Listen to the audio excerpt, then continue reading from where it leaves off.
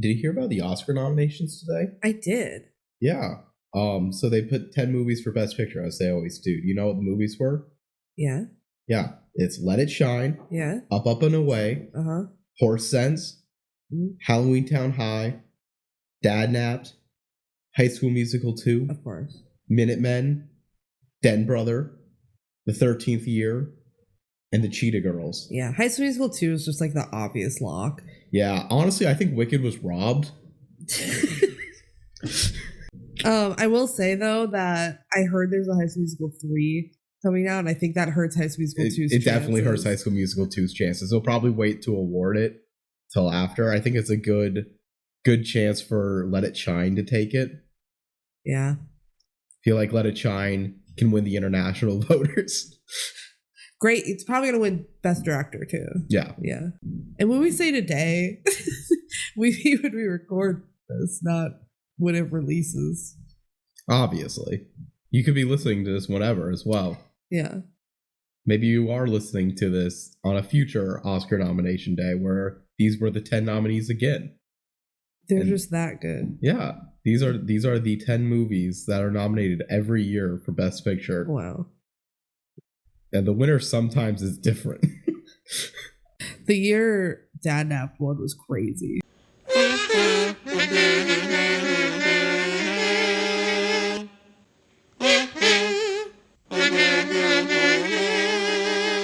Welcome, everybody, to the DCOM Duo podcast. I'm Benji. I'm Kelsey. And we're sick.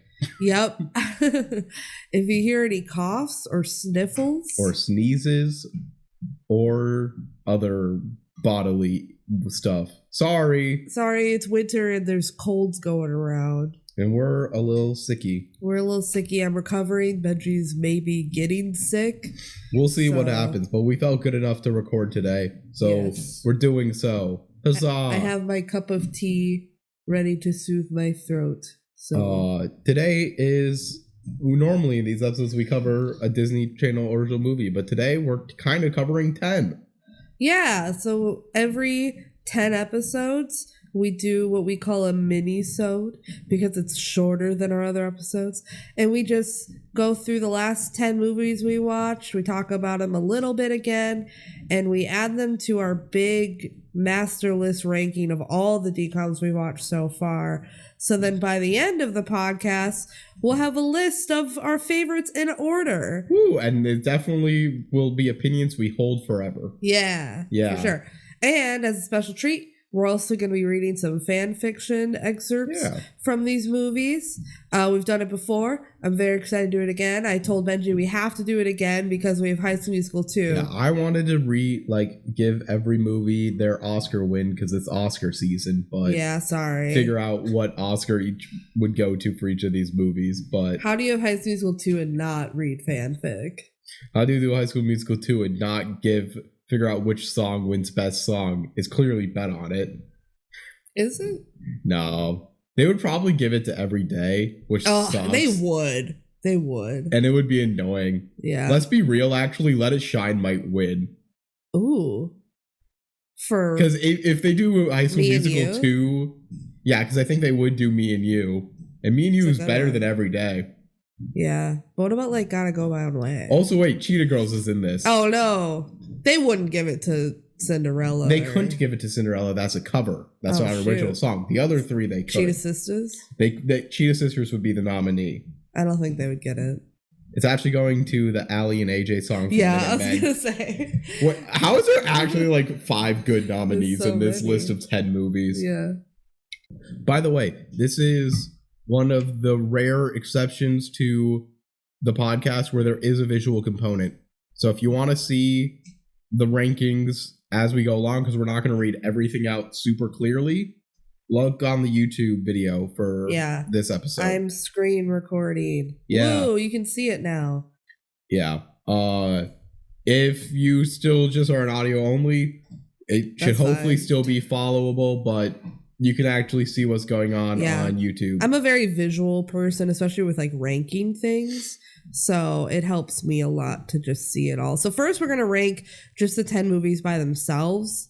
And then we'll put them in the list where we think they belong. So first up, let's talk about Let It Shine. It's going to default to the top spot. It's going to default to the top. Let It Shine is good. It's good. It's good. I don't know if it's like fan freaking tastic, but it's good to great. It's good. Yeah, it's definitely a tier for me. Like, and there's good music in it. Like, the music does not really miss. Good music, good acting. Yes. Memorable and not annoying. Pretty good story. The only thing, like, the story beats are only annoying when it's like, why would he go along with this? But it needs to happen for the plot to happen. Yeah, you have to kind of accept it. Yeah. I just feel like it's one I kind of missed in my childhood that I didn't watch, and it's a shame because it's a good movie, and I know there are fans of it, but I feel like it deserves a little more love than it gets.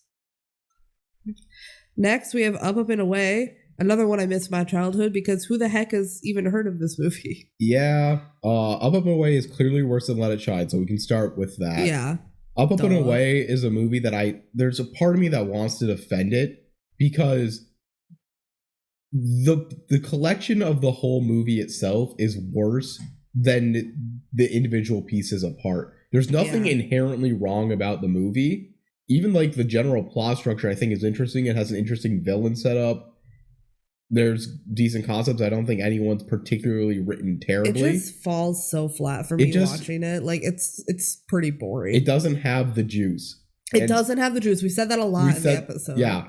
And I think it's the exact opposite of the film that we're going to be talking about next. Next is Horse Sense. Horse Sense has the juice where it feels like it shouldn't have the juice. Horse Sense and Up, Up, and Away are a great example of plot summaries won't actually always predict how our opinions are. Right, because you would think like the superhero movie where the kid doesn't have superpowers and he pretends to have superpowers and there's the mind control. They're trying to stop the mind control that's using like hippie behavior to try and infiltrate the schools and create kid clones. Compared to guy like 20-year-old is dick to his cousin and has to go live on a ranch to learn a lesson. Like, that sounds so boring. Yeah, but it works. But it has something. It works way better than Up, Up, and Away does for me. Horse Sense, like, is grounded in a really nice way that isn't too cheesy. Like, it is predictable and it is a kid's movie, but it just works for what it is. Yeah. Since the last time we did one of these rankings, there was a big YouTuber, Big Joel, who made a video but just reviewing every single Disney Channel original movie. And of course, we had to compare our notes, so there's some aspects where he always would enjoy these melodramas, he stuff like that. And it made us realize we generically hate DCOM melodramas. Because I feel like they're usually the really boring ones. We just don't think the value, if we're not bought into it, it doesn't work. What's weird about Horse Sense is that it works. Yeah, and that we do buy into it. I can't even really explain why it works. Maybe it's just that the Lawrence brothers have good chemistry together. And they do. And maybe they're believable. Yeah. I don't know. But no, I appreciate the acting in this movie a lot too. I feel like that is a big reason why it works. I do think it's worse than Let It Shine. Oh yeah, I think it's worse than Let It Shine, but definitely better than Up, Up, and Away. So there we go. Next we have Halloween Town High, the third Halloween Town movie. We are notoriously not fans of Halloween Town. Sorry, all Halloween Town High fans. Yes. All of them who are in our mailbox. By the way, if you want to send us fan mail, email us at thedcomduo@gmail.com. We didn't have any fan mail for this minisode, so didn't read any, but feel free to do that. If you want to tell us how good Halloween Town High actually is, go for it, but I think it's even worse than Up, Up, and Away. They're both bad, in my opinion. Up, Up, and Away never felt like it was wasting my time. Halloween Town High consistently felt like it was wasting my time. The way they, like, introduce new shit into the Halloween Town lore that doesn't really benefit it at all. Like, the knights. Yeah. Where did those come from? There's ideas in Halloween Town High that could work, but we never bought into Halloween Town. Maybe if we did, we would see this as a classic a lot of other people do. They don't go to Halloween Town in this movie. It's them trying to adapt in high school and the plot's all over the place. It doesn't work. The only good part is the skeleton. Yeah. That turns into a big skeleton. So it's got one good thing about it, which is probably more than we can say about the next film. Dad napped. So Dad napped. I really wanted to like this more on a rewatch. I know. I feel like this is one of my bottom movies. And it's hard to like justify why when we're talking about it. When you talk about Dad Napped, it sounds so much more entertaining than it is. Watching it just makes me angry because it's not good. It's such a badly made movie. It's so poorly written. Yeah, the script, the dialogue, everything about it. A, thinks it's clever when it's not clever, and B, is largely about writing a good script. Yeah. If you're going to do a movie about writing a good script, you need an excellent script. Yeah. And this is just least, not it. Yeah, a story. I was going to say like a more fun story. Like they try and do fun stuff. Just a story that at least makes sense. And this one doesn't really work. And they have so many stars in it that like you want to like it more because like, oh my gosh, Emily Osment has her own DCOM and there's David Henry and Jason Earl and Moises Arias. Like it just doesn't work. And it's really unfortunate. So is it worse than Halloween Town High? Yes. Yeah, I feel like it makes me angry. They're both bad. They're both bad. We've had no difficult decisions on this ranking yet. Because you know what's next? High School Musical 2. That's going to the top. That's clearly on the top of this list. That's so easy. Love High School Musical 2. High School Musical 2 is the moment. She is that girl. I love High School Musical 2. I feel like rewatching it for this podcast rekindled some of that love for me. I still think it has problems. I think it has significantly more problems than High School Musical 1. Yeah. However, it also has some highs that High School Musical 1 doesn't hit. I think the music is absolutely fantastic. And High School Musical 1 also has really good music. But there's something elevated in this one with the choreography and the performances. We'll talk about this when we get to the like ranking with everything else. I don't think High School Musical 2 beats High School Musical 1. I think there's a magic in High School Musical 1. And it all just works perfectly. All the pieces feel perfectly placed. Where this movie feels like it has more premium pieces. But there was not the vision to put them all together. And High School Musical 2 is also just like the biggest cultural moment that Disney Channel has had. And it will never be beat. It will never be beat. Their TV's not popular enough anymore. No. So, it deserves everything that's said about it. Next is Minutemen. Another banger. Minutemen. Oh my gosh, I love this movie. Minutemen. When we were rewatching it, I'm just like, it's a good movie. That's so really good. Just what it is. It's a good movie. It's like the opposite of Dad Napped, where it is well written. Yeah. And there are like a couple nitpicky time travel things. So that's just because it's time travel. If you do a time travel plot, you're going to have holes. But they do a really good job for having a time travel plot because they like limit it. They're like, you can only go back 48 hours. Mm-hmm. And most of it makes sense with each other. I care about the performances. I care about like the cinematography. I care about like all of the aspects that go into this movie. I feel like are done competently. This is a very competently made movie. The real question is it better than Let It Shine? I think so. I was fine putting it below Let It Shine, but it's definitely better than Horse Sense. So it is better than Horse Sense. This is the first one where I think we've really had to actually make a decision. So just like it's worse than High School Musical 2. It is worse than High School Musical 2. Is it above or below Let It Shine? They're both very good movies. I feel like if you feel strongly, it's above Let It Shine. I don't feel strongly though.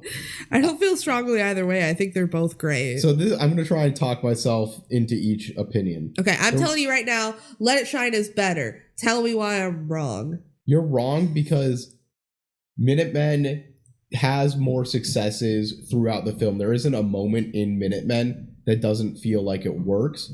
Well, there's good acting in both movies and everything. The fact of the matter is Minutemen is just like a better written film. It doesn't have annoyances that you have a couple of in Let It Shine. Okay, like the whole character of Chris is just kind of weird.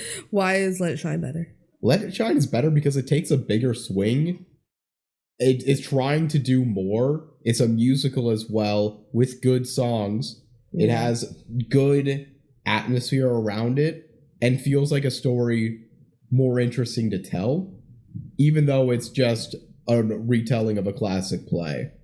Okay, I think I've convinced myself that Minutemen's better, and that was before leaning towards my musical biases, and I'm trying not to do that. Mhm. I would put Minutemen above. I think Minutemen's better. Honestly, I wouldn't be surprised if we rank these right next to each other. Yeah, because they're like really close. This is one of those where we're having a debate, but like generically, I don't think either of us would have complained if it was one of us had a strong opinion. They're going to be right there next to each other. Next, we have Den Brother. Den Brother is one of those where I'm so pleasantly surprised on how like much I don't hate this movie. Den Brother is such like it's our hidden gem. Yeah, because we think we're gonna hate it going in, and then we don't hate it. It feels you get prepped to hate it just by everything that feels the aura around the movie feels like a bad DCOM. Yeah, but for real. But we enjoy it. Like some of the comedy beats do hit. I feel like a lot of them do. The story makes enough sense. There are some things that are annoying, that like the choices that they make and how the hockey logic works. Like it doesn't really make sense. But overall, I feel like the movie is charming enough that watching it, like I'm not having a bad time. The question to me is it better or worse than Horror Sense? I think it's better. I was gonna say it's worse than Horror Sense, but I could see it being better. I think it's right there. It's definitely like above up. Again, that might just be my like our generic bias against melodramas, because nothing really happens in Horror Sense. And even though it's kind of a good movie of touching stuff, Den Brother, if you told me, okay, we're either watching Den Brother or Horror Sense, I feel like the majority of the time I would turn on Den Brother. Okay. It's a simpler, easier, like comedic watch. Yeah, I feel like I'm not mad either way at those two. Next, we have The 13th Year. Boy, do I wish this was a better movie. It feels close to being a better movie. Like, the concept is so fun. Everybody remembers the one where it's like the boys turning to a mermaid. A merman. Merman. Yeah. But watching it, when you're in it, it's so boring. Like the energy is not giving what it needs to, and it really is that lead actor kid, like just nonchalantly. I really appreciate him because again, it feels like he's giving the wrong vocal intonation at every line. There's a little bit of sauce in 13th Year. There's a little bit of sauce. There's something there where you're like, wait, there is something magical about this movie, but it doesn't come out enough. You're beautiful. And too much of the movie is just, I think it's clearly between Horror Sense and Up, Up, and Away. Yeah. No, I'm totally down with that. I just feel like we don't need to debate it too difficultly. Nope. Finally, we have The Cheetah Girls. I'm just going to scoot it up a little bit because obviously it's going to be towards the top of this list. The Cheetah Girls is a moment. Like, Cheetah Girls, we said this in the episode, Cheetah Girls walked so High School Musical could run. Yes. But that's not what we're judging it on. No. How good is Cheetah Girls? I think it's really fun. I think the last 30 minutes of Cheetah Girls may be peak DCOM.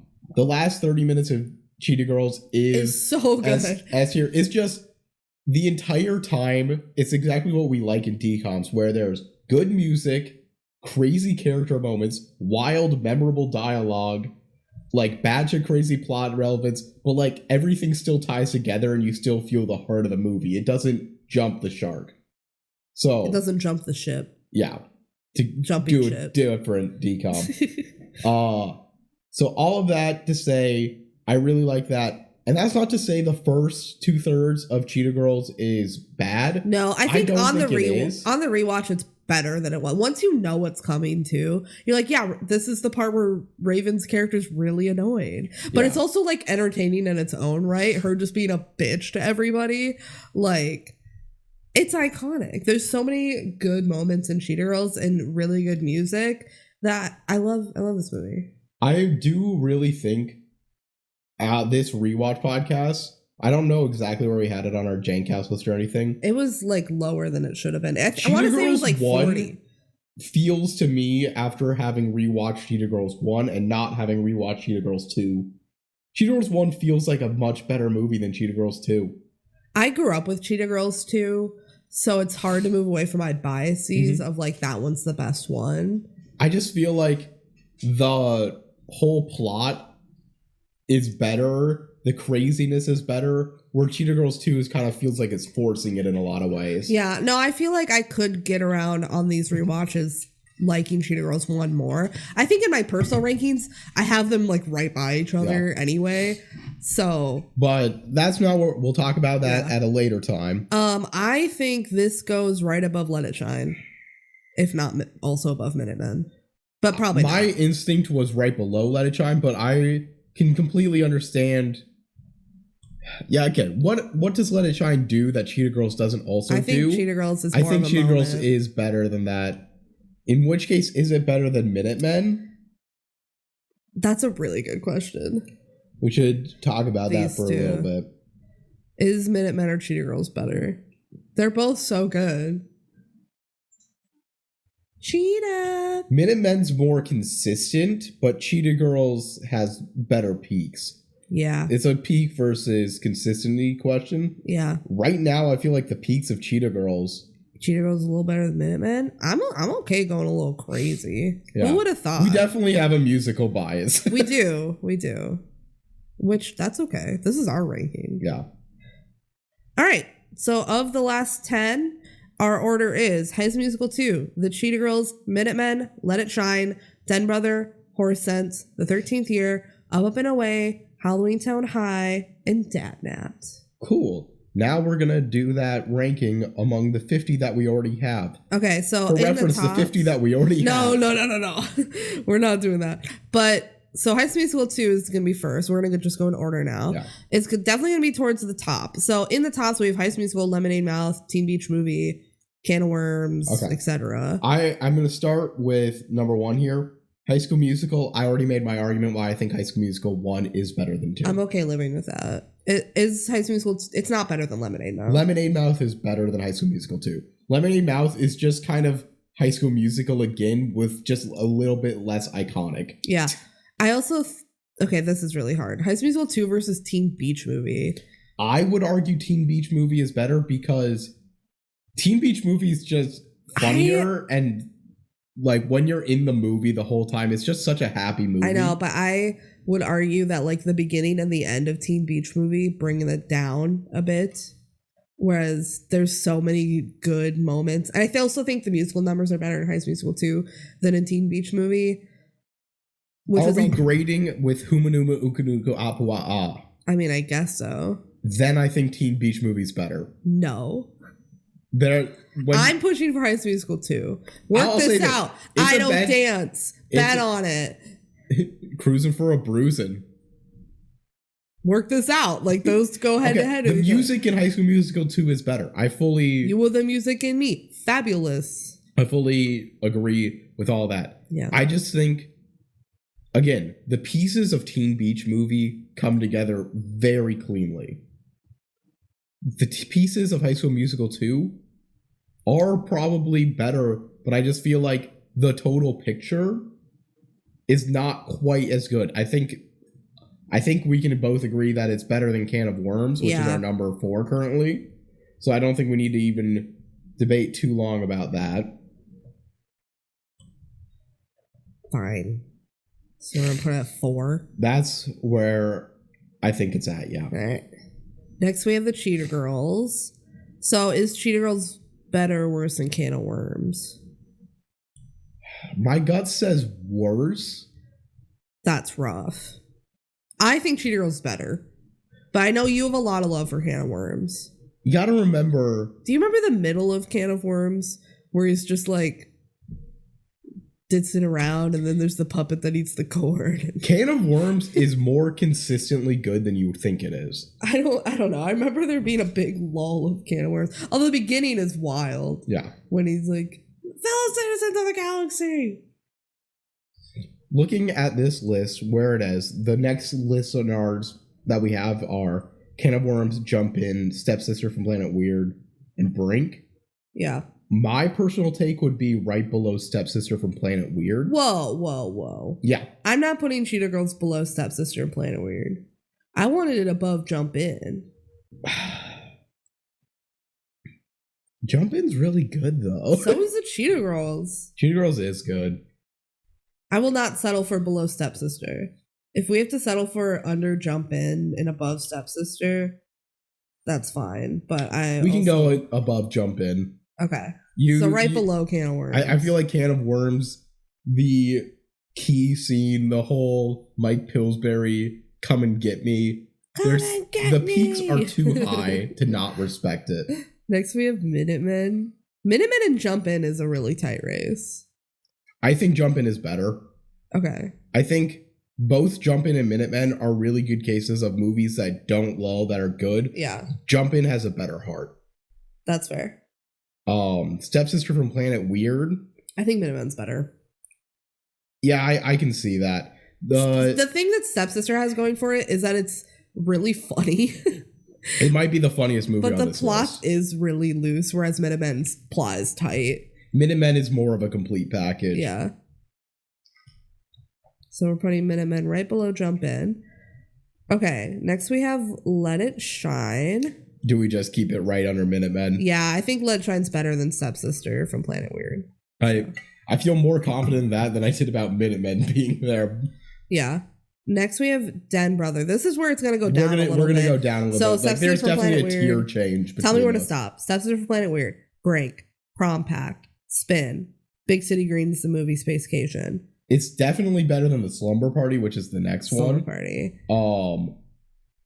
I think it's better than Big City. Well, maybe it's right below Big City Greens. It was pretty good. Yeah, it was pretty good. Well, also right below Slumber Party is Invisible Sister. I feel like Invisible Sister is a better comparable. Maybe Slumber Party is fine though. I think it's better than Slumber Party. I feel like I remember Den Brother better. Well, you watch it way more recently than Slumber Party. You've also seen Slumber Party once? That's true. Slumber Party was funny, but... It was, but it also was a little generic. Den Brother is less generic. It's our hidden gem. It's our little... I don't know. I would put it... below Big City Greens, above Slumber Party. I don't know. I kind of like Slumber Party more. They're really close. They have a very similar vibe, I feel like. Yeah. I think, again, it's a question of peaks versus consistency. Slumber Party is probably more consistent. Den Brother has bigger laughs when it gets the laughs. And I feel like I like the characters in both fine enough. I do feel Den Brother is better than Slumber Party. Okay. That's my take. We'll stick with that. Next, we have Horse Sense. This is tough. I feel like... So, it goes Slumber Party, Invisible Sister, Genius, Camp Rock, Radio Rebel. Those are that's wild. A wild list. I feel like we can't put Horse Sense above those bunch of movies. Weird. I feel like we could. I'm not saying Horse Sense is better than Camp Rock. I feel like I can say it's better than Genius. I already feel weird saying Den Brother is a bunch of steps above Camp Rock. The thing about Camp Rock is it's more annoying. It's something where we were talking about other films where they can have annoying plots and stuff without annoying you. Camp Rock does annoy me when I watch it. When I'm watching it, I can't fully just sit and be entertained by Camp Rock because I'm just kind of annoyed at all of the stuff that is going on. There's some bullshit in that film. I would rather watch Camp Rock than Horse Sense. Is that the question and we're trying to Radio answer, Rebel. though? I would put it like right below Radio Rebel, right above Wizards of Waverly Place, the movie. Okay, so we at least have that. Like, it's better than Wizards, I think it's worse than Invisible Sister, so we have a 3-window. It's worse than Genius. Come on, Genius. Genius is so funny. Genius is really funny. He goes Chaz Anthony. I'm Chaz Anthony, and he gets bullied at college. It was a fun time. Remember the spitball, and then he draws a little picture. And then I can see the Camp Rock highs are so high. Yeah. And Radio Rebel's highs are batshit crazy. Even higher. So I think it goes right above Wizards of Waverly Place movie. I can believe that. It's pretty close to Going to the Mat then, which I feel like is a good comparison. Yeah. And Horse Sense is a better movie than Going to the Mat. Which both have Andrew Lawrence. Yeah. Next we have The 13th Year. Wizards is better. Going to the Mat is better. Xenon is better. Motocross is better. Yeah. Life is Rough is better. Avalon High is better. Girl vs. Monster is better. Yeah, Wendy Wu is better. Adventures in Babysitting is where I can start hearing arguments. I think I could see putting it right above Adventures in Babysitting. Right below Adventures in Babysitting is Gotta Kick It Up, which I feel like I could put 13th Year above that movie as well. I honestly, the way I'm looking at this, so in our 30s, we got Adventures in Babysitting, Gotta Kick It Up, Now You See It, The Naughty Nine, Stuck in the Suburbs, and Double Teamed. Honestly, it wouldn't be the worst thing in the world to me putting it below all of those. Whoa. Because again, you don't need to overrate 13th Year. You're right. You know what? We're here to tell you guys the truth. It's not that good. Like, there's some like love we have for 13th Year, but it doesn't need to be this high. Fuck, should we put it below Ring of Endless Light? Okay, then next is Hounded, and then Ring of Endless Light. Ring of Endless Light is a better 13th Year. It is. So, I think we should put it right below Ring of Endless Light. Okay, well, below that it's Kim Possible 2019, which it's a weird comparison in my brain to try and compare Kim Possible 2019 and 13th Year. Yeah. Those are two movies that should never really be compared. Like, I think I like Kim Possible better, but I can... Something feels right about, to me, just putting Ring of Endless Light and 13th Year together. I just feel like... And I don't like Kim Possible that much. Here's my take on it. I think on the rewatches, A Ring of Endless Light aged better than 13th Year did. I feel like I appreciate more the story of A Ring of Endless Light, and there's a gap between them. So you want Kim Possible to be the gap? Don't tell me you're also going Miracle in Lane 2. I do think 13th Year is probably better than Miracle in Lane 2. It's at least better than Tangled Before Ever After and Mom's Got a Date. Yeah. I could see an argument for putting it below Miracle in Lane 2. The argument being Miracle in Lane 2 has a lot of that similar... They're very similar movies to me, Miracle in Lane 2 has some actually good emotional beats that more than 13th Year does. Honestly, that's where I think I would put it. Right below Miracle? Right below Miracle in Lane 2. Damn. It's better than Tangled. We dropped so hard from... What was the one we did before it?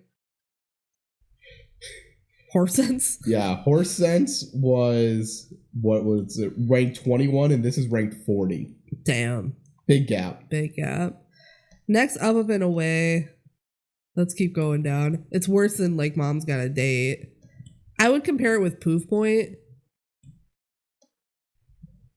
Yeah, Poof Point's a good comparison. I think Poof Point has more I would care about, but Up and Away, again, on paper is better. I don't care for either of them, so I'll let you choose which one you like better. Or unless you want to put Up and Away below Cadet Kelly. It's better than Geek Charming. Yeah, which is right below Cadet Kelly. Geek Charming Cadet Kelly is right around the area where I'm like starting to get actively dislike. Yeah. Everything above there is stuff that I'm fine with. I feel like Poof Point is more accurate. Honestly, I think it goes above Poof Point the more I'm thinking about it, for the fact of it's fine, I don't like Point either. Has a lot of annoyance in it. Up and Away is basically never annoying. I can't believe how low we have Cadet Kelly. It's really just there. Cadet Kelly... It's just military propaganda. I know, it's funny. It's just because of how much of a moment it is. I'm not even in love with the movie. It's just like, it's shockingly bad. And same with like Geek Charming is like, it's funny to meme about it. And like Frenemies is even way lower, but they're such bad movies. It's like, how can we put them any higher? Okay, next we have Halloween Town High. It's worse than Halloween Town 2. Yeah, so the stuff that we're going through between the fact that Halloween Town High in our house ranking ended up on top of the first two movies. It was so long since we had watched them. Well, it was like the exact opposite of what I wanted. And we were in a deadlock tie, and that one ended up on top. I'm like, y'all are tripping. Halloween Town High sucks. Okay, so the movies that we're gonna jump below are Poof Point, Cadet Kelly, Geek Charming, Halloween Town 2, Don't Look Under the Bed, Under Wraps, the original, Halloween Town original, so Starstruck. Like, we both agree that it's the worse than all of those. I think it's worse than Starstruck. I also think it's worse. I think it's worse than Frenemies. I agree. I think it's better than Tiger Cruise. I also think it's better than Tiger Cruise. Right, there we go. Tiger Cruise, I feel like I have more fun with Tiger Cruise, but like not in a way that I can give it a positive ranking. Yeah, for real. All right, now for how low can Dad Nap go? Oh my gosh. Dad Nap is worse than Tiger Cruise. It is. Yeah, is it worse than Ready to Run? I think it is. Ready to Run is boring and bad. Yeah. Dad Nap is like annoyingly infuriating. Phantom of the Megaplex is also super boring, and that's what's after Ready to Run. You Lucky Dog at least has a positive moment. Is there a positive moment in Dad Nap? Probably. When we were talking about it, there's we're stuff just we were mad like, all the time. Yeah. I think it's in the bottom 3, and I really don't better know. than Sweet Life Movie, which is right below You Lucky Dog. Yeah. Sweet Life Movie makes me even angrier. Sweet Life Movie is so fucking bad. It's so bad. It's like it's at least only above somewhat Sweet Life. Like better because the stupid twin twist. I want to give Dad Nap a little more credit than You Lucky Dog, I think. I think the rewatch of You Lucky Dog felt more sittable, more I could sit through. I just feel like You Lucky Dog doesn't even deserve to be a DCOM. It doesn't. And Dad Nap does. But it deserves to be a DCOM, but that's not the question. We're ranking the quality in these, and you know what? I think You Lucky Dog is a better movie than Dad Napped. Ugh, they're both so bad. Like, why even bother? My God. All right. So, if you want to see the full list, go to the YouTube, and I will scroll kind of slowly to show you. We have 60 movies on the list now. And it's so hard when you get to this many things to rank. Like, you're never going to fully agree with yourself, even like the day after. It gets there's hard. Some stuff that we were scrolling through here. I'm like, why in the world did we have that opinion? Well, the thing is, too, is it's our combined opinion. Yeah. We're not always agreeing with each other. So, and yeah, we probably feel differently about movies that we watched 2 years ago. Yeah. The movies we watched a week ago, you know? So it's hard, but we like to do it. So that's where our rankings currently stand. Cool. Now it's time for fan fiction. Woo. So I did my best to find fan fiction for every movie. The only one I could not find anything was Horse Sense, which was a bummer. There is Jumping Ship. Right. There's a good amount of Jumping Ship fanfic. But that feels like cheating. That is cheating because it is explicitly using a character from the sequel, which is the other Lawrence brother. Yeah, I tried my best for the movies that have sequels to find one that pertained to the movie we covered. And I also try to just take a little expert. So a lot of these fanfics are like long and have a bunch of chapters. So if you want to go read them, by all means, go for it. First we have Let It Shine. This is the only one I have two because one's really short. I thought it was silly. So the first one I have is just called Let It Shine. I love this show.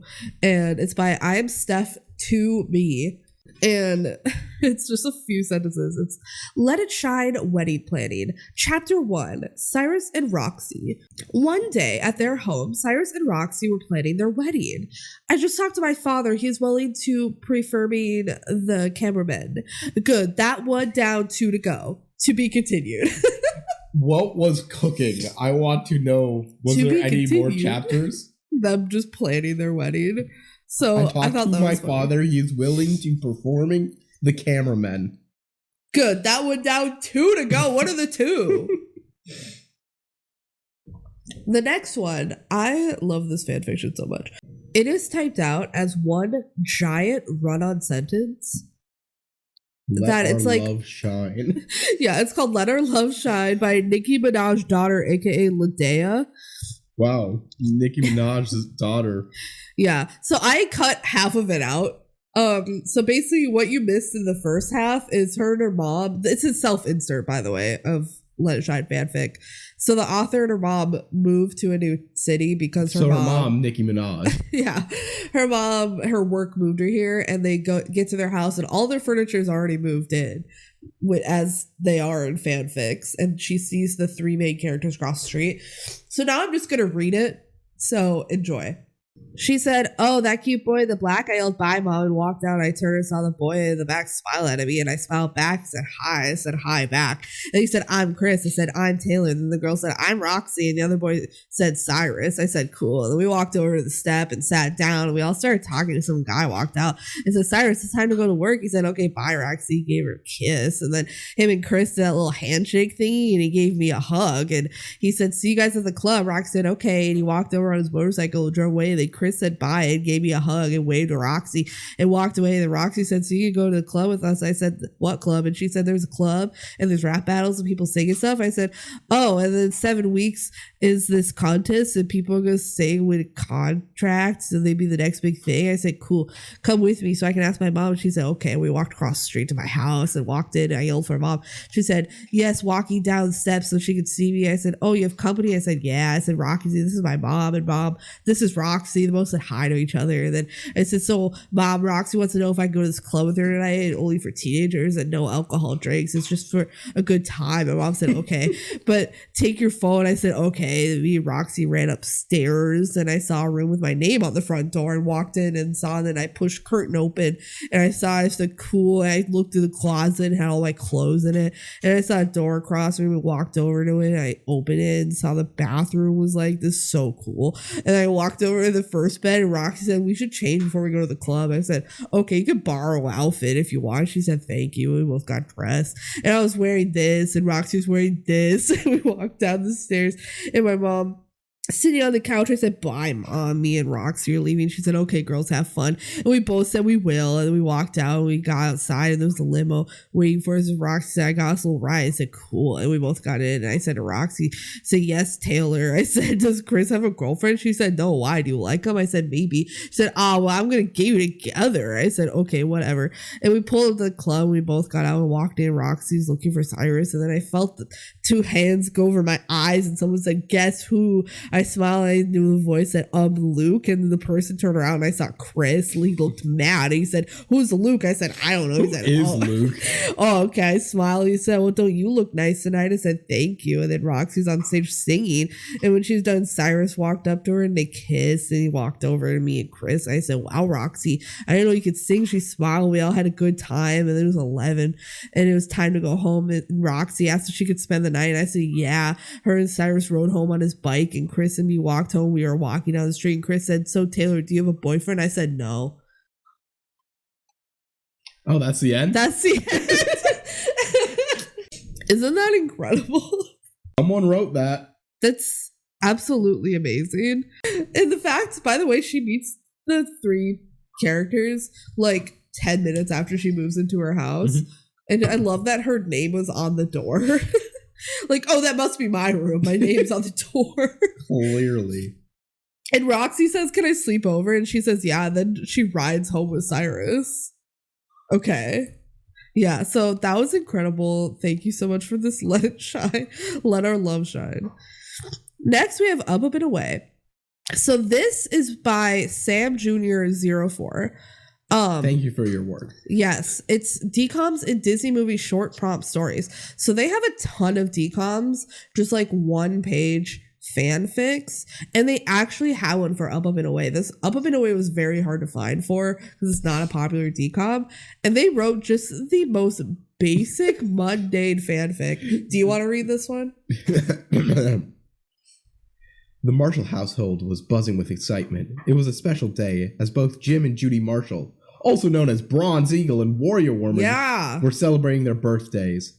Apparently they have the same birthday, but whatever. The living room was decorated with streamers and balloons, and the smell of freshly baked cake filled the air. Judy, smiling. "I can't believe we're celebrating our birthdays together again. Feels like just yesterday we were saving the city from that giant robot." Jim, laughing. "Time flies when you're having fun. Or in our case, flying around and saving the world." This is better dialogue than the movie has. Their son, Scott, who had recently discovered his own unique way of being a hero, was busy setting up the table with his siblings, Adam and Molly. Scott, Mom, Dad, you both deserve the best birthday ever. We got everything planned out. Adam, grinning, yeah, and no supervillains allowed today. Just family and fun. Molly, excitedly, and cake. Lots of cake. Judy looked at her children with pride. Despite the challenges they faced as a superhero family, moments like these made it all worthwhile. Judy, thank you, kids. This means so much to us. Jim put his arm around Judy, feeling his deep sense of gratitude for his family. Jim, you know, Judy, every year to think about how lucky we are, not just because of our powers, but because we have each other. Judy nodded, her eyes glistening with emotion. Judy, I couldn't agree more. Our family is our greatest strength. As they sat down to enjoy the birthday feast, Scott stood up to make a toast. Scott, to Mom and Dad, the best superheroes and parents anyone could ask for. Happy birthday. Everyone raised their glasses, and the room was filled with cheers and laughter. It was a day of joy, love, and celebration, reminding the Marshalls that no matter what challenges they faced, they would always have each other. This is the most like uncreative fanfic I've ever read. It's just like, and then they had a good family time. There's no conflict. So there's your Up and Away fanfic. Skipping horse sense. Next we have Halloween Town High. So there is a lot of Halloween Town fanfiction. I was trying to find something specific to Halloween Town High. There's a lot of stuff about like Luke from the first movie, and then like a lot of stuff about Return to Halloween Town. It's hard to find stuff specifically for this movie. So I found one called Absence. That's an explanation of why Luke isn't in Halloween Town High. Ooh. Yeah. So this is just an excerpt from it. It's longer than this. And they don't explicitly say why, but it's inferred that like Luke's mom died. And I'm pretty sure that's it, because then Marnie thinks a lot about how her dad died. Mm-hmm. So this is an excerpt of that. Luke, he looked away from her. Marnie, don't, Luke said, his voice trembling. You're my best friend, Luke, Marnie said, her eyes tearing up again. Luke shook his head, but Marnie could see his shoulder shaking. He was crying. She wished Luke would just let her help him instead of trying to remain stoic. Luke, it's okay to cry. Luke shook his head. It is, Marnie insisted through her tears. Everybody's doing it, Marnie said with a small laugh. Luke moved his head and she saw the tears rolling down his cheeks. Marnie wondered in the 3 months that she had seen whether or not he cried at all. She hugged him tightly as he cried. The sky turned slowly from pink and orange and plummeted into black before Marnie reluctantly disentangled herself from Luke. She wished she could stay the night so that Luke wouldn't have to be alone, but she knew that her mom would never go for that. Goblin or mortal, her mom had a strict no co-ed sleepover rule. I have to go, she said reluctantly. She really wishes she could stay, especially since the look that passed over Luke's face. I promise I'll be back tomorrow. Luke nodded and turned away again. It would be a while before Luke got back to himself, and he was her best friend, and she would be there for him every single step of the way. She made her way up from the bench and pulled at Luke's hand.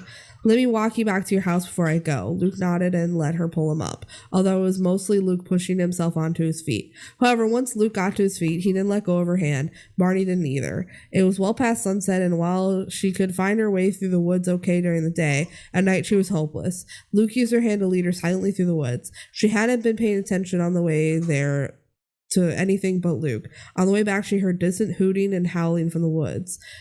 She kept most of her attention on her feet, though, so she didn't take the two of them down. And then it's basically like she goes home and she's like, thanks, Mom, for being a good mom or something. I don't know.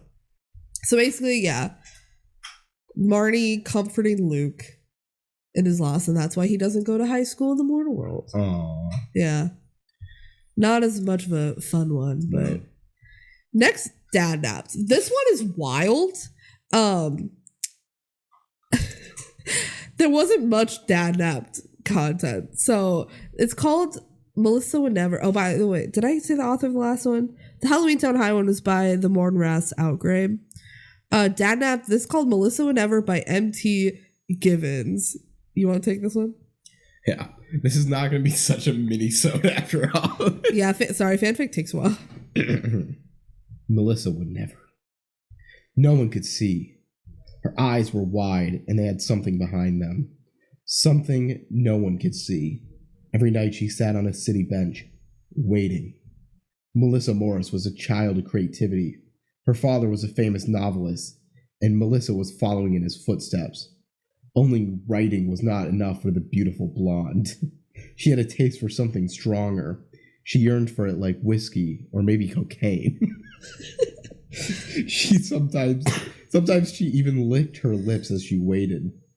And no one would expect pretty and sweet Melissa Morris as the one who would draw the blood of victims. Not her father, Neil, not her mother, not even her fiance, Wheeze. She had the perfect look for deception. Bright-eyed and a hard-working English student. So she's still a student, but she's married to Wheeze? She's engaged to Wheeze. Okay.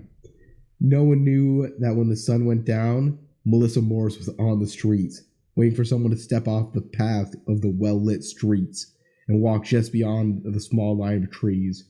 Melissa was always dressed ordinary, wearing her favorite red coat and her smile wider than ever. It would only take 1 minute for her to end the victim's life. Male or female was irrelevant, as long as she soothes the feeling inside her. Writing was brilliant, but it just couldn't do it anymore. Melissa Morris needed the feeling of satisfaction. She needed it to calm the desire that made her live. Swiftly behind her victim, one stroke of the razor-thin knife, it was perfectly silent. Nothing would happen. And then the blood would spill, so neatly that you would not let a drop near her. The police found every single body, but they never found her. Because no one would suspect Melissa Morris. The English major with a wonderful smile was on her way to becoming the next great American novelist, quick-witted and accomplished, loved and nurtured, mature and intelligent. Imagine, would you suspect Melissa Morris?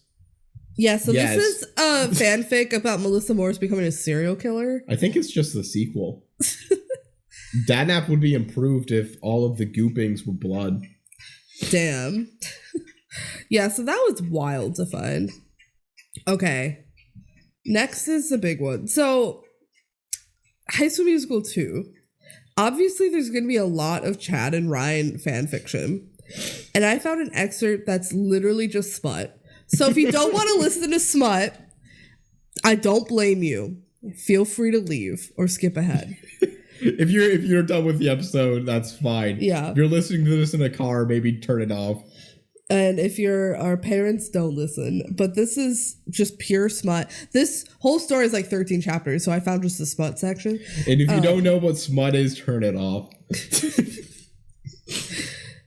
It's called Too Sweet by Coffee's Lover. So,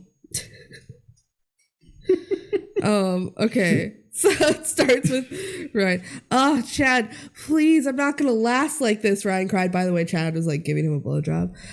Good. I want you to come for me until you pass the fuck out.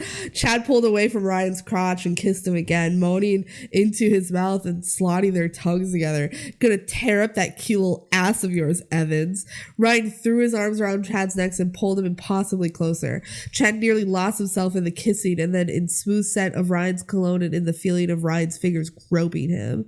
His dick rubbed against the wet parts of Ryan's skins, and Chad decided he couldn't go any longer without fucking him. He grabbed the backs of Ryan's knees and folded him over until the calves hit the armrest. God, you're so eager. Ryan gave a startled laugh. Been dying to spread me open like this, haven't you? Honestly, he had. Chad was dreaming of a lot of ways to fuck Ryan and had already pictured him in many different positions. There's a lot more he wanted to try, but right now, he needed to get Ryan's ass in the air.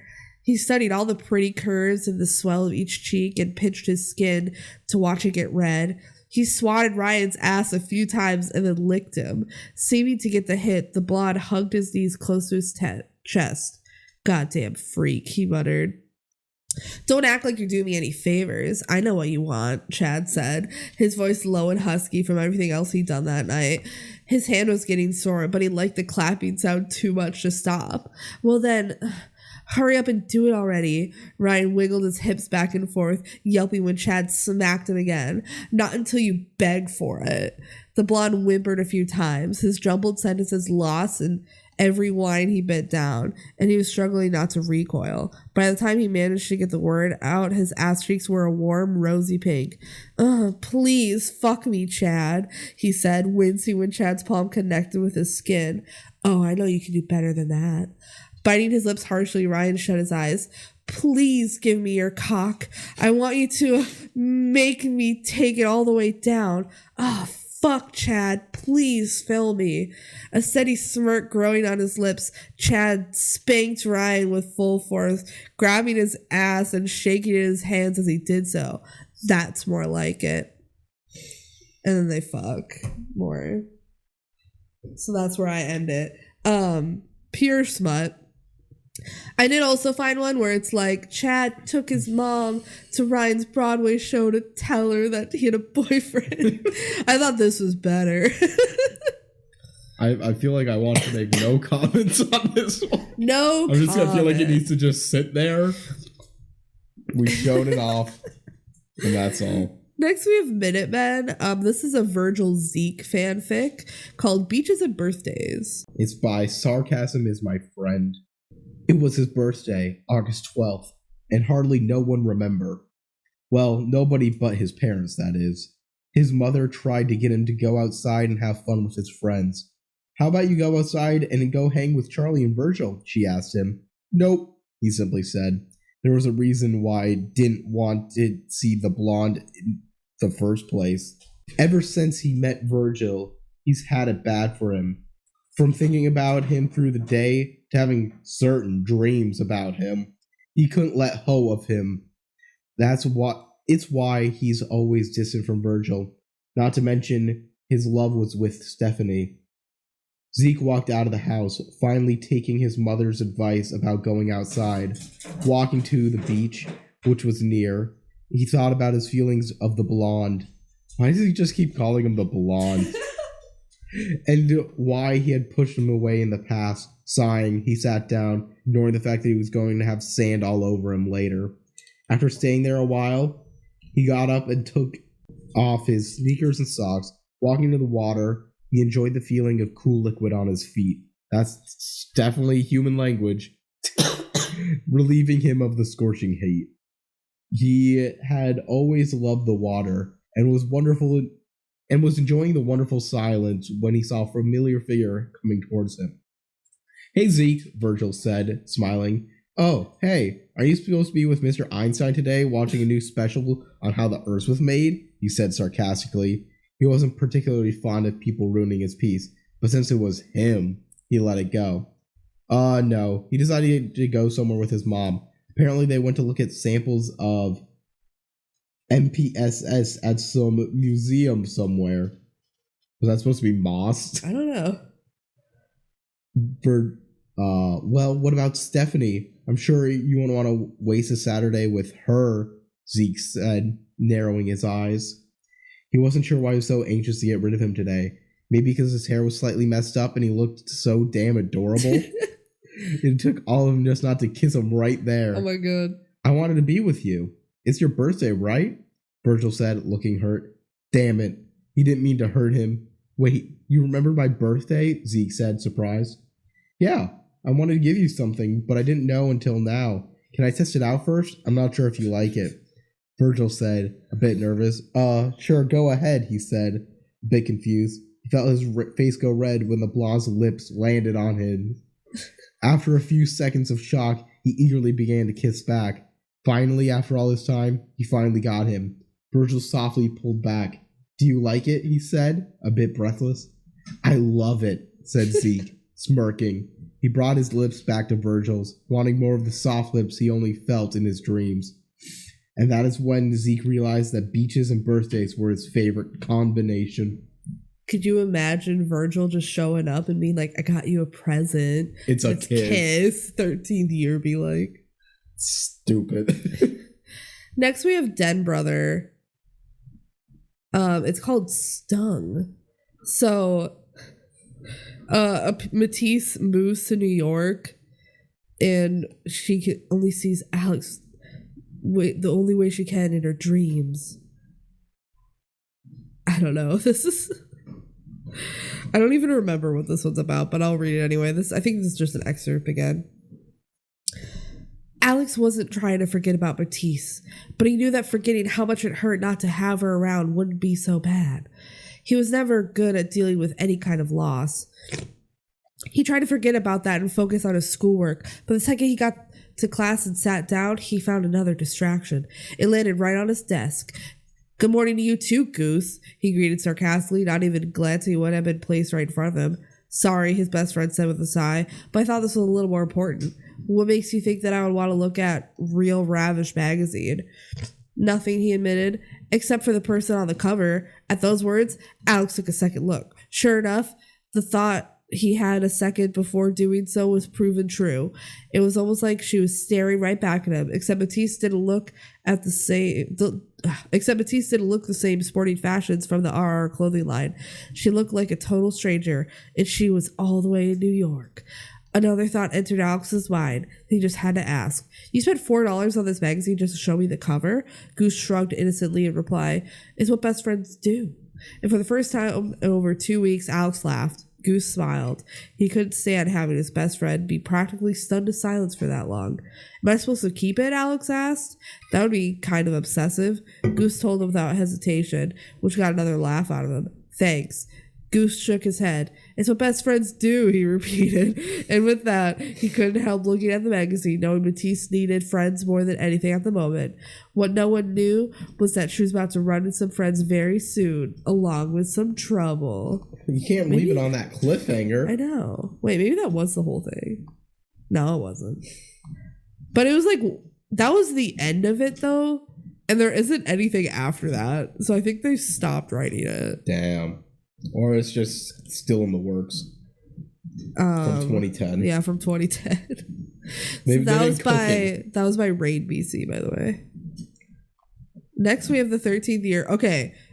This one, it requires explanation.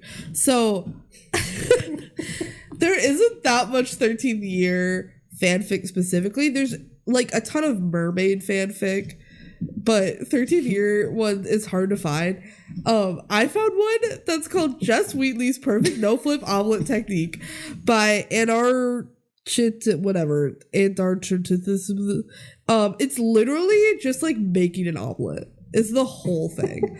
So I did 2 cutouts of it just to show it's literally just them making an omelet. So do you want to read it? This is what all fanfic should be. "Peppers washed and ready," Cody announced cheerfully, putting them back on the cutting board. "I'll cut them up and put them in the pan. Is that okay?" "Don't cut yourself," Jess warned, remembering the jack-o'-lantern from Halloween. What? "I am more competent than you give me credit for," Cody laughed, bumping his shoulder into Jess as he picked up the knife extra carefully. Jess found the spice cabinet and was busy plucking out garlic powder, black pepper, sea salt, and a spicy Creole seasoning mix Whit had been fond of using lately. "Once they're in, I'll do the seasonings." He linked them up next to the stove and then rounded to the fridge for the eggs. "You be careful with those." Cody called it over his shoulder, teasing more than anything, but eggs were certainly something a little more hazardous to Jess's occasional clumsiness. Okay, so then jump ahead. Well, I just want to say, I really want there just to be a genre. Can we replace, like, the personal stories about, like, a recipe that you get before? And just making a fanfic of them. Just making a fanfic of the recipe itself you can only get by reading the rest. Like, it's just a random ass movie. It has nothing to do with those characters. It's not even like romantic. No, it's literally just them making an omelet. All right, finish. I love this. This is your best find. "You're welcome," Cody laughed again as he quickly finished the egg mixture. "We have shredded cheese in the fridge. Will that work?" "Yeah, actually. Well, do your parents like cheese and omelets?" Cody paused, then just shrugged. "I don't think it'll matter much to them." "All right, cheese works for me then." Just picked up the pan and carefully scraped the vegetables into the waiting mixing bowl. He then bent down to turn on the boiler. He enthusiastically assured Cody that he now had perfected his no-flip omelet technique, so best to set the 500-degree Fahrenheit stage for such things. Like, someone could just be cooking this. For real. And that's what I want to see. I want to see someone have to decipher a recipe out of this. They both started a little at the voice from the kitchen entryway. They've both been distracted to hear any footsteps coming down the stairs. What smells so good? Whit asked, smiling as big as he leaned on the counter. Omelets with sauteed vegetables, Jess replied excitedly. Whit smiled at them, both as he settled on one of the stools by the counter. Well, that's made this morning a million times better. We need to have you over for the night more often, Jess. I vote for that too. Cody looked up, giving a sweet smile that made Jess's heart grow an extra syncopated beat in there, and a blush jumped to his cheeks. Now walking the pan over to the sink, the better to rinse and seared residue off. Jess just smiled bashfully. He certainly wouldn't mind that. Yeah, a note from the author, is this just me adapting an omelet recipe into a short and sweet fic? Yeah, pretty much. It has nothing to do with the characters. That's really funny. Yeah, isn't that funny? All right, finally, the Cheetah Girls. So this is called It Was Always You by Secret Sexy Sapphic. This story has 15 chapters, but is unfinished. But this is just an excerpt of it. So it's a Galleria Chanel fanfic. Most of the fanfics for Cheetah Girls was like Cheetah Girls 3. A lot of it was Cheetah Girls 2, specifically like Dorinda and her boyfriend from Italy. And that one, or it's like the Cheetah Girls 5 years later, what are they doing? Whatever. This is the most specific I can find in the first movie. Then Galleria realized that she didn't want to have to compete with anyone for Chanel's attention. She wanted to be hers rightfully. She didn't want to have to sit back and watch Marisol steal Galleria. She wanted to be able to say, hey, she's mine, or back off. She didn't want to tell Chanel everything was going to be all right and then pat her on the back. She wanted to hold her close and never let go. She wanted to feel the girl in her arms and keep her safe. She wanted to kiss all her pain and sorrow away. She wanted Chanel. She was in love with Chanel. This scared her immensely. She couldn't love Chanel, not Chuchi, not her best friend. Not Chuchi. But she did made her deeply sad whenever she thought of how Chuchi would never feel the same way about her. She tried to forget her true feelings and jealousy away from Chanel, but the more she tried, the more she felt. After Chanel had told her off and defended Marisol, Galleria knew she had to leave. By the way, this is like a second movie thing, but whatever. Not only did she feel like the festival was becoming a lost cause and that she was holding Chuchi back, she also felt this huge pain every time she saw Chanel. It was so hard and painful to be so in love with someone and not be able to do a thing about it. So she left and saw Chanel in the airport looking all adorable in her pajamas and singing to her, and she couldn't leave. Okay, apparently this is just the second one, sorry. She loved the girl, so she stayed. Things had gotten better since their return home. Chanel and Galleria were spending a lot of time together, which Galleria loved, and they were getting closer and closer each day. But it was getting harder and harder for Galleria to hide her feelings. Her thoughts were interrupted by the sudden playing of Blue Moon by Selena. That was her ringtone for Chuchi. She thought her heart, if even possible, sped up even more. She grabbed her phone, which was attached to her hip, and she glanced at it. And she had a text message from Chuchi. She opened it up. Hey, Bubbles, it said. We still on for movies tonight at your house? It concluded. Galleria smiled. Definitely, she wrote. Just gotta rent the movies, she finished. Gosh, I love that girl, Galleria thought, with a far-off dreamy look on her face. Her phone went off again. Okay, see ya, it read. Galleria wrote, see ya, real fast, and then closed her phone with a sigh. And she quickly reopened it, staring at her cell phone wallpaper, which was a picture of her and Chanel blowing a kiss. She stared at the Spanish bombshell, feeling herself getting wet just looking at her picture. Yeah, I've got it bad, she thought. It's going to be an interesting night, she stated as she closed her phone. That's all I got.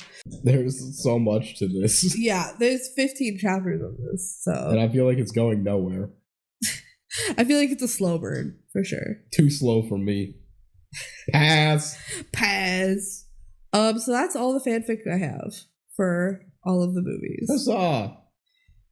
So, sorry if that was long. Yeah, people probably quit out if they didn't care about it. Yeah. Or if they didn't want to hear smut. Yeah, fair. So yeah, just thought it'd be fun to find some fanfic. It's definitely hard to find fanfic for all of the DCOMs because not everybody watches all of these. The fact that we found an Up Up and Away one. It's pretty was wild. insane, but it was also the most boring fucking fanfic. Well, it's kind of amazing because it's so meaningless. And the 13th year one is just literally just an omelet. Which is funny as hell. Yeah. So thank you guys so much for listening to our minisode. Tune in next week where we're going to cover Full Court Miracle. Full Court Miracle, I'm very excited for. That's one I like. And it's sports. Yeah. And we will be back with another minisode after 10 more movies. So see you in 20 weeks. Yeah. 22. Okay. I don't care enough to check the math, so. I think it's 22. Okay. Bye. Bye.